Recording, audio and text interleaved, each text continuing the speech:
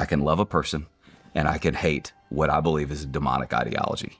Josh Howerton goes on the podcast and he explains so many things. He explains end times. He explains how beautiful the Bible is and why it's reliable. And he explains how Islam is absolutely a contradiction to what Jesus has taught. It's absolutely amazing stuff. And he gives us warnings about the end times thing. So let's get into it, guys. Very, very fascinating stuff. Dude, it kind of blows your mind a little bit. Well, I just want to point this out.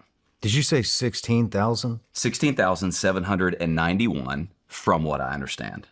700. Well, I think it's 60. I was off by an order of magnitude. I think it's 62,000 and some change. Okay.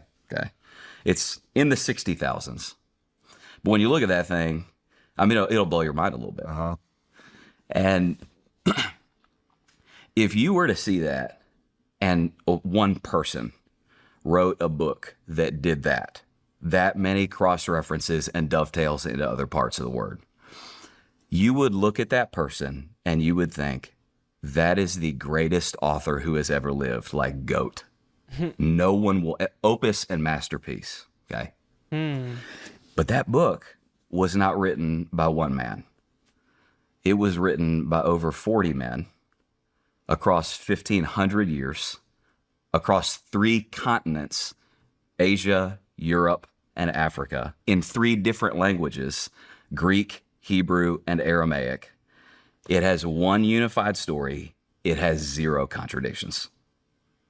Now, listen, when I see that, like, that'll make my eyes sweat a little bit, because there is only one way to explain that. And it's that book over there, it was written down by men, but it was authored by the Word of God, by God himself. So when you ask that question, the response to the question, why is it the one thing that everybody can disparage?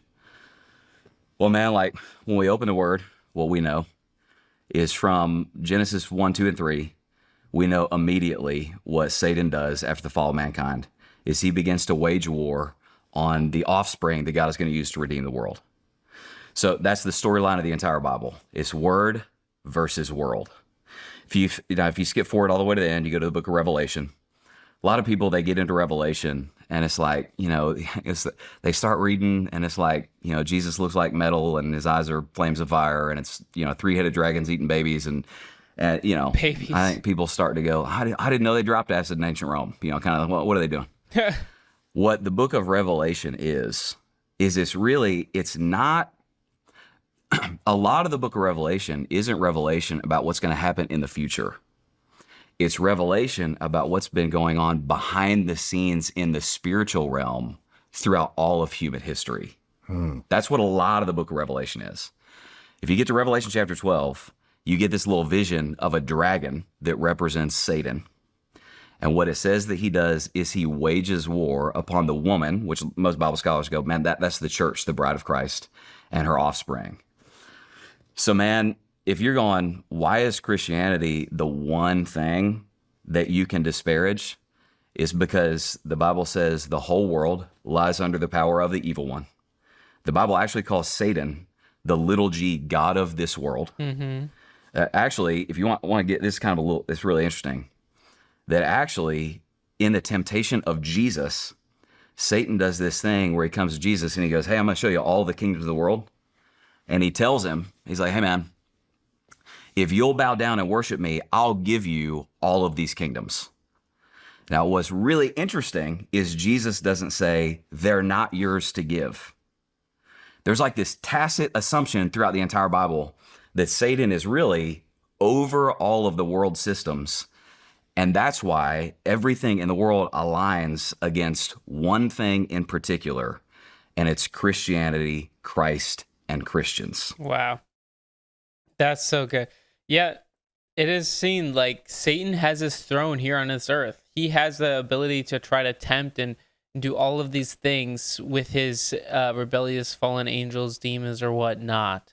He has dominion. But we can see Christianity is still the largest religion in the world, because the devil and his angels they cannot completely destroy Christianity at the end of the day, because we serve the one true God, and we are fighting the good fight. At the end of the day, the enemy will not prevail. Christianity continues to grow in persecution, but they will be persecuted, they will be despised and hated, and that is a fact. And I think at the end of the day, the biggest religion that Satan has is Islam. 100%. That's baseline. And he's going to get into that. It's a good answer. In fact, actually, can I go a layer deeper? Yeah. Okay. Keep going. So, dude, I'll give you an example of this. So, do you know who Raymond Ibrahim is? I do not. Dude, you need to know who that guy is. Okay. So, Raymond Ibrahim, Is he alive? he is.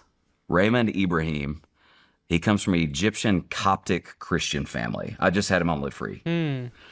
And he's like, he actually got famous around 9/11 because he's a doctorate in Arabic. He got a job at the Library of Congress. So he's back in the stacks. This is going somewhere, I promise.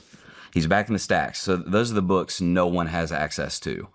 And he finds in Arabic transmissions from Osama bin Laden out to a bunch of, terror cells or whatever. Whoa. That have never been translated.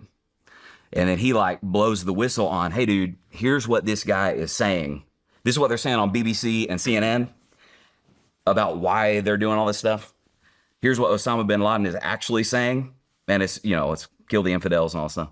So he blows the whistle on it. That's where Raymond Ibrahim comes to fame. So anyway, he's on a podcast. He's a leading scholar on intersection of Christianity and Islam. Very interesting. Okay. So Ibrahim's on the pod, and off air, he tells me, he's like, hey, you know what actually pushed me to Christianity?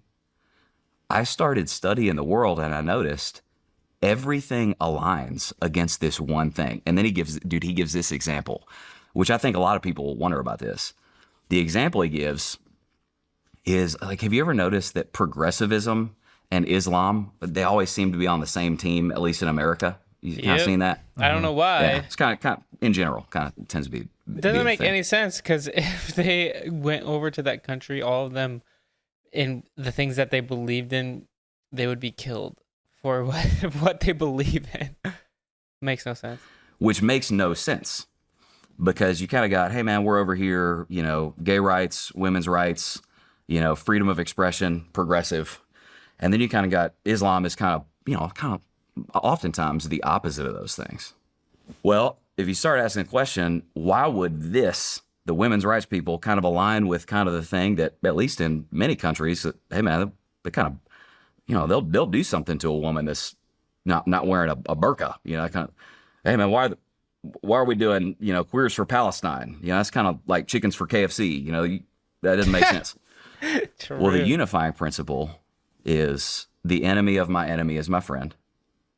Anything but Christianity and anyone but Christ. And Ibrahim sees that and he's like, dude, everything's aligned against one thing. There must be something to that one thing. Interesting. Do you know who Eli Crane is? I don't. Eli Crane is a congressman out of Arizona. He was a Navy SEAL. He's a good friend of mine. And he's a huge fan of yours. He must have saw the post where that's said awesome. You were coming on. So I wanted to wait till the end to ask this. But me and Eli bat the Israel topic back and forth pretty consistently. Yeah. And we just disagree. We have wildly different ideas of, what this is and what the relationship should be and what's going on. But I respect Eli. He's a really good friend of mine. And so he wanted me to ask you about Islam and prophecy. Oh, geez. Okay. All right. Just go with it. Just go for it. Hit it. All right.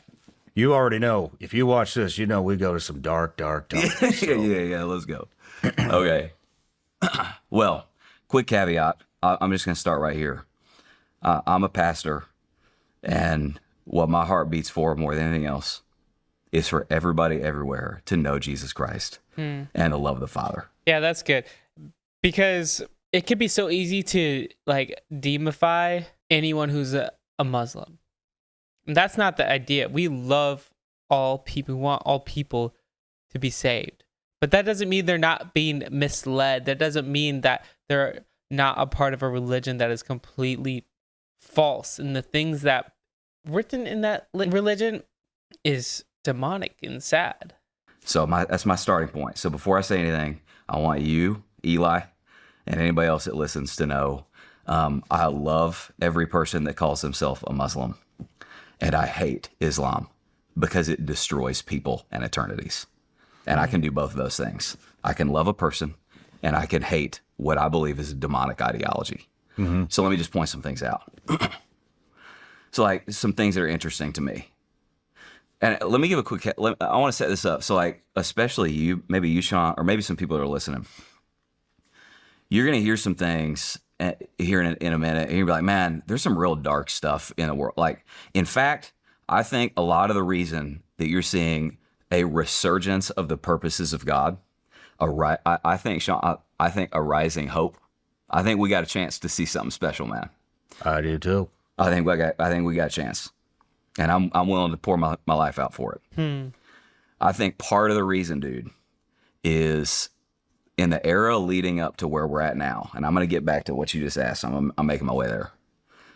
Is the obviousness of darkness became so smack you in the face that people awoke. They awakened to the reality that there was a non-ignorable dark force in the world. Yeah. And then, dude, I think what a lot of people do, especially young men right now, is they're going, man, if there's a darkness, there must be a light. 100%. That's what happened with Charlie Kirk. Like, everyone is completely blown away. Like, if people are going to act like that, if people celebrating this death of a person that did not deserve to die, I don't want to be anything part of it. I realize there's evil in the world. And if there's evil, that means there must be good. There must be a standard. Who is that good? When you go down that route, you're going to find out that Jesus is the answer. He's the way, the truth, and the life. No one can go to the Father except through Jesus. And that light has a name, and his name is Jesus Christ. I honestly think that's a lot of what's going on. Now, that dovetails to what you're saying. I just want to point some things out that, you or anybody else can think I'm an idiot. That's fine. Whatever. Let me point some things out. All right. So, what Muslims do in general, what a lot of Muslims do, is they trace their spiritual lineage to Ishmael. So we're gonna Bible nerd out for a second, and we're gonna do some Old Testament theology, and then make our way forward. Okay. So we're gonna do a little Bible study real quick. So in the Old Covenant, God makes his covenant with Abram, who becomes Abraham. Okay. And he tells Abraham, through you and your offspring. And it's very interesting, Shawn. This is very interesting. I'm a Bible guy. When it says offspring, it's singular. So in other words, you're going to have one future offspring.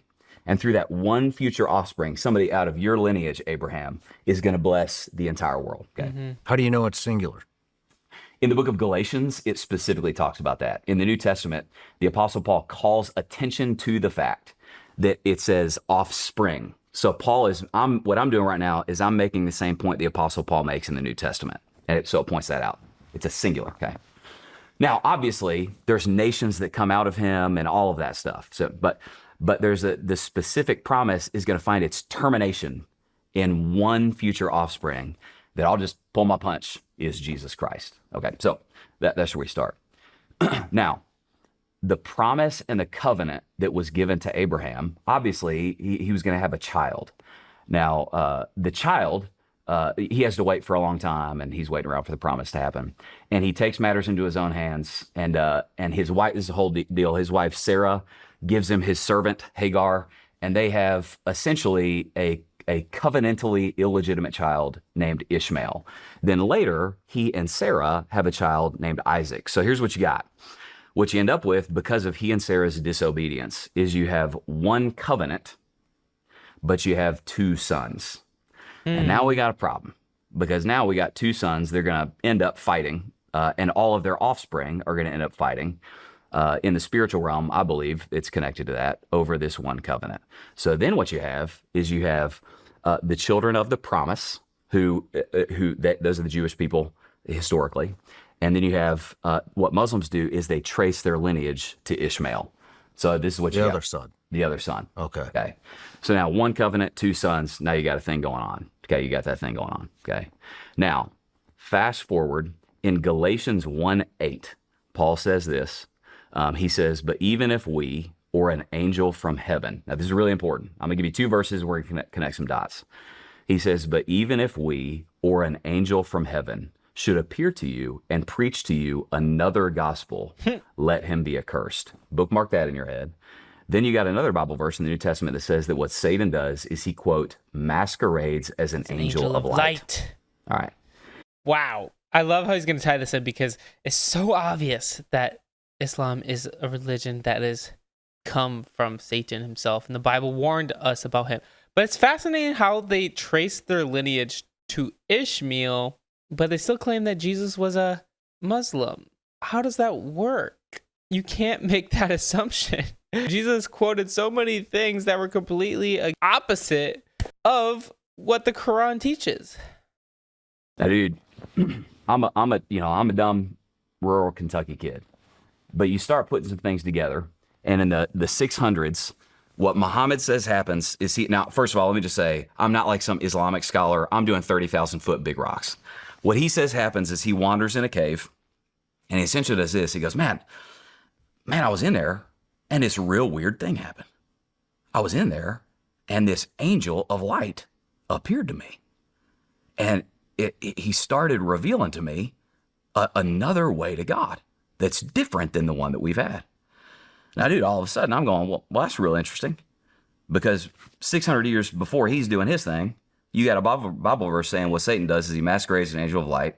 And then you have a specific warning that throughout history that an angel from heaven may appear and reveal to you another gospel. Why?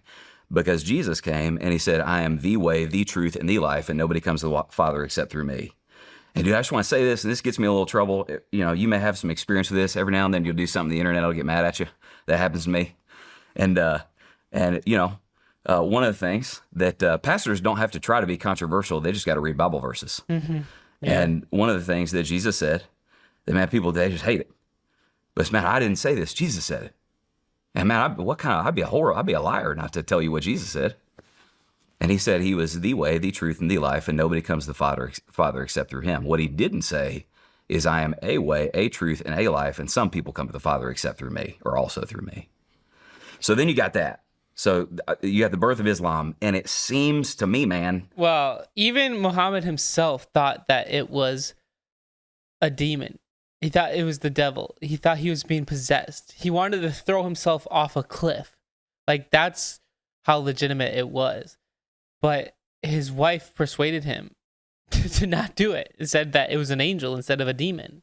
Like it's the fulfillment of exactly what was warned against in the scriptures. Now, I'll give you two other things. Jesus said, I think it's in the Gospel of John, he said, the time will come, and he's talking about the end. Okay. I'm not a huge end times guy, but he's talking about the end. And he says, the time is coming when they will kill you and think they are offering service to God. Mm.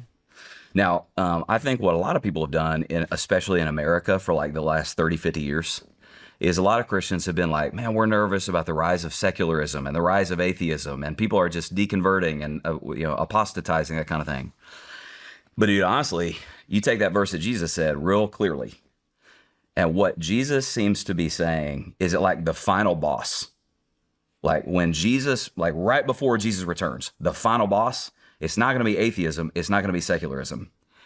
It's going to be some other religion that believes that killing infidels is offering service to God.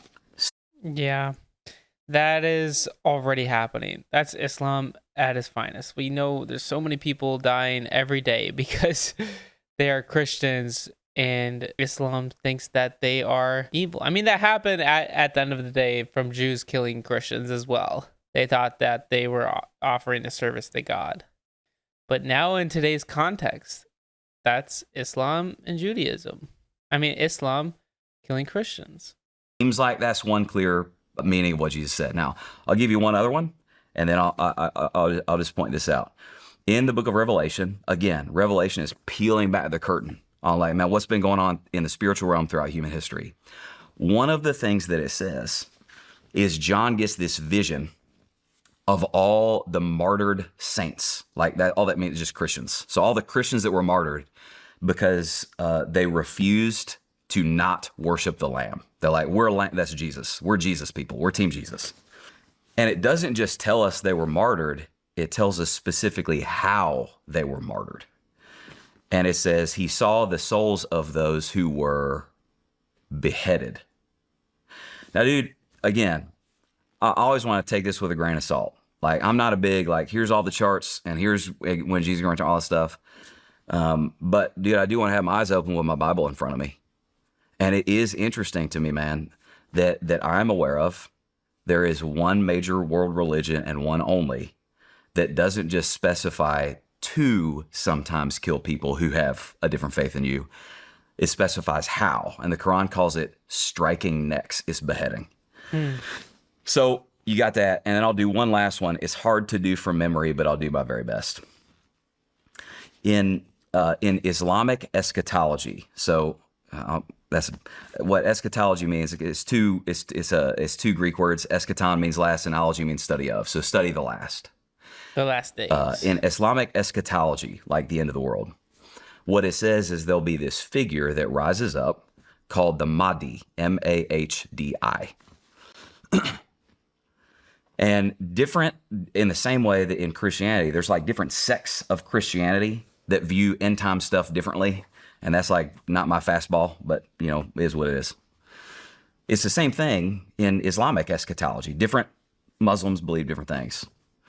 But there's some really interesting things that they believe about the Mahdi. They believe that he will rise to power during global tumult. They believe that when he rises to power, he will unite the world in a one-world Islamic government. They believe that that government will be headquartered in Jerusalem. They believe that when he does it, really slaughter the Jews. They believe that he will usher in a 7-year peace treaty in that area. They believe that he will ride in. They believe things like this, that he will ride in on a white horse. Now, dude, I just want to point this out. If anybody's listening and like hair standing up on the back of your head and there's little alarm bells going off, I just want to point this out. If a little alarm bells are going off in your head because you read your Bible before, that's because a lot of the aspects of the Islamic Mahdi are the exact descriptions of the New Testament Antichrist. That's true and crazy. I did not know that they thought that the Mahdi will put his temple in Jerusalem. According to Islamic tradition, the Mahdi will rule over the entire earth rather than a single specific country or city. Prophetic narration hadith state that he will emerge and pledge allegiance in Mecca, and his global governance will fill the world with equity and justice. But won't he have a... All right, so it's true. According to Islamic tradition, the Mahdi will rule globally from a base in the Middle East. In many eschatologic narrations and commentaries, position Jerusalem, Beit al-Maqdis, as the central headquarters or capital of his governance. So yeah, they do think that that is one of his capitals of governance. Fascinating. Wow, this is crazy. Do I know that's what's going to happen? Nope, I don't. But I do have my Bible open, and I want to be a guy that's like, hey, man, I'm ready. I got my eyes open. I'm waiting. That's interesting to me. Interesting. Yeah, very interesting. Is Christianity, is it growing or is it shrinking? It's globally growing. Globally growing, if I understand correctly. Because it seems like, but I've seen a lot of charts, and I think it's globally, I think it's growing. I think there's a resurgence happening. But I mean, you see all these college kids getting baptized, and That's the best. you know what I mean? And I just saw another one. It was like a couple thousand people, I think, got baptized on the beach. Yes, And, that's my buddy Joey Martin. What do you mean? That's my buddy Pastor Joey Martin. His church. That's one church. Oh, really? Okay. One church. Church 1122. Shout out. One church. They baptized. I think it was almost 4,000 people on a beach down there in Florida. Yeah. Wow. So yeah, Christianity's growing in places like China, where they're being persecuted like no other. But man, it makes you wonder, what is the agenda in this world today? We got to keep on trusting in Jesus and share the love of Jesus. Yeah, we don't hate people who are Muslim. We got to share the love of Jesus with them. And hopefully that they know the truth and come to know Jesus as their Lord and Savior, because that is the greatest thing that they could ever do. Well, guys, this is absolutely a fascinating conversation, but I encourage you to hit the like button and subscribe. Shout out to Shawn Ryan. Anyway, thank you so much for watching. Love and appreciate you all. Have an amazing day, and God bless.